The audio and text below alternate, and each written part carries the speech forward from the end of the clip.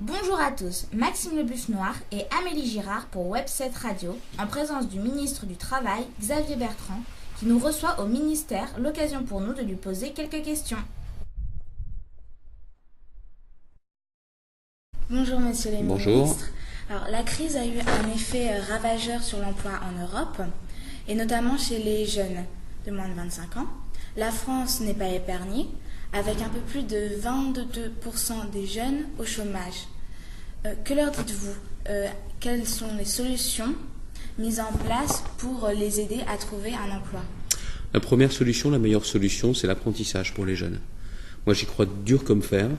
Je suis persuadé qu'un jeune qui apprend son métier en même temps à l'école et en entreprise, il a beaucoup plus de chances de trouver un emploi.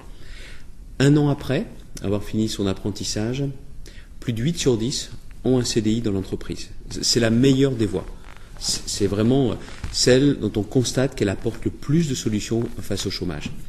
Et puis on a mis en place aussi une autre mesure. Toutes les entreprises de moins de 10 salariés, les plus petites entreprises, les plus nombreuses, si elles prennent un jeune de moins de 26 ans, elles ont 0 charge sociale à payer. Et avec ça, on pense vraiment pouvoir faire reculer le chômage des jeunes. Alors vous avez dit 22%, c'est ça? Oui, à peu près. C'est 22% au sens large. Parce que quand on prend les jeunes qui sont vraiment en recherche d'emploi, on est à 8,9%. Parce qu'il y en a beaucoup, soit ils sont dans les études, ils ne sont pas en recherche d'emploi. Ceux qui sont en recherche d'emploi, c'est 8,9%, c'est beaucoup trop. Maintenant, il y a une petite lueur quand même, c'est qu'au mois de janvier, pour la première fois depuis le mois d'août 2011, on a eu une très très légère baisse du chômage des jeunes. Je ne vais pas me contenter de ça, mais ça montre bien qu'il n'y a rien d'impossible à faire baisser le chômage des jeunes. D'accord, très bien. Alors moi j'aurais une question, c'est par rapport à notre voisin outre-Rhin. En Allemagne, donc seuls environ 8% des jeunes, donc comme vous évoquiez, sont au chômage. Pourquoi un tel écart avec la France quand on compare aux chiffres de ce qu'a dit Amélie? Doit-on, si on peut le faire, s'inspirer de l'Allemagne? Pour l'apprentissage, oui. Pour l'apprentissage, oui, parce que là, 2 jeunes sur 3 dans une tranche d'âge, 2 sur 3 sont en apprentissage en Allemagne. 1 sur 3 en France. Vous voyez la différence? C'est ce qui explique en très très grande partie les différences qu'il y a de taux de chômage. Et puis aussi les Allemands, il y a une longue tradition d'apprentissage. Et puis surtout dans le marché du travail, ça fait 10 ans, important, 10 ans, sans s'arrêter, sans qu'elle soit remise en cause. Et c'est ce qui fait qu'ils ont aujourd'hui un taux de chômage qui est l'un des plus bas en Europe, et surtout un chômage qui a le plus baissé en Europe. Ils font figure d'exception, et donc ça montre une chose, c'est qu'il faut croire au travail, à la valeur travail, et il faut faire des réformes qui favorisent le travail. Très bien. Le candidat Sarkozy préconise la généralisation des 7 heures de travail d'intérêt général par semaine pour les personnes au RSA et sans emploi et sans formation. Existe-t-il un risque de stigmatisation des bénéficiaires de RSA, comme l'affirme la gauche? La gauche, oh les pauvres. Les pauvres, s'ils avaient des idées sur la gauche, sur l'emploi, pour éviter l'assistanat, ça saurait. Non, ce qui est vrai, c'est qu'on ne peut pas dire on vous indemnise du RSA et on ne vous demande rien en face. C'est oublier les gens. C'est pas leur donner la moindre perspective, parce que le travail, c'est pas seulement une rémunération, c'est aussi une dignité, plus de dignité.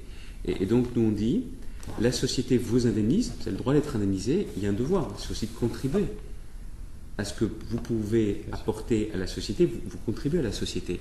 Et cette idée des 7 heures pour un travail d'intérêt général, pour moi ça a beaucoup de sens. On a déjà fait des choses, notamment avec des contrats aidés pour les bénéficiaires du RSA, mais il faut aller plus loin, beaucoup plus loin. Il faut que ça s'adresse à tous les bénéficiaires. Et voilà pourquoi la généralisation de ces 7 heures par semaine, ça va vraiment dans le bon sens à mes yeux. D'accord. Et un dernier petit point par rapport à la mondialisation. Donc face à la mondialisation, doit-on faire obstacle aux délocalisations pour protéger les emplois en France? Bien sûr. Bien sûr. En produisant plus en France, mais il faut aussi qu'il y ait moins de charges qui pèsent sur le travail. C'est la réforme du financement de la protection sociale qu'a annoncé Nicolas Sarkozy. L'idée est simple, c'est que vous prenez 2 salariés en France et en Allemagne. Tous les 2 touchent 1 700 € net. Ça peut sembler beaucoup, mais c'est aussi les salaires qu'on a dans l'industrie. 1 700 € net, l'un et l'autre. Eh bien, pour le patron allemand, il y a 2 fois moins de charges patronales à payer. 2 fois moins. Il ne faut pas s'étonner après qu'on ait des difficultés avec le coût du travail. Et ça ne règle pas tout. Mais c'est une bonne partie, quand même, qui est réglée si on va, clairement, vers une baisse du coût du travail. Et par rapport à l'Angleterre, je pense à ça, le coût du travail est environ... Le coût du travail, il est inférieur en Angleterre. Inférieur. De toute façon, on fait partie des pays où on travaille le moins, en France, par rapport à toute l'Europe, et on ne s'en sortira pas si on ne travaille pas plus. Très bien. Enfin, une dernière question. Selon vous, quels seront les grands défis du prochain quinquennat en matière d'emploi ? Pas seulement éviter que le chômage explose, pas seulement freiner l'augmentation du chômage, vraiment faire reculer le chômage. Vraiment. Et que la France puisse devenir vraiment dans les années qui viennent une société dans laquelle on puisse travailler davantage, mais faire travailler aussi davantage de monde. Faire travailler les jeunes, les seniors, les personnes handicapées. C'est difficile d'avoir accès au travail aujourd'hui, et c'est vraiment faire travailler davantage de monde. Je pense que c'est vraiment à portée de la main, mais il faut des réformes plus importantes encore. On a fait beaucoup de réformes en 4 ans et demi. Il faut aller beaucoup plus loin. C'est l'idée d'accords dans les entreprises pour préserver l'emploi. C'est l'idée également qu'a poussé Nicolas Sarkozy de dire qu'il faut une formation pour les demandeurs d'emploi. S'il n'y a plus d'avenir dans leur secteur d'activité, il faut les former pour autre chose et il faut leur faire des propositions d'emploi qui sont liées à ces nouvelles formations.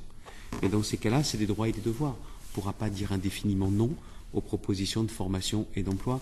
Si on a des réformes comme celle-ci, ce sont des réformes exigeantes, je pense franchement qu'en France, on sortira de chiffres du chômage qui sont beaucoup trop importants pour notre pays.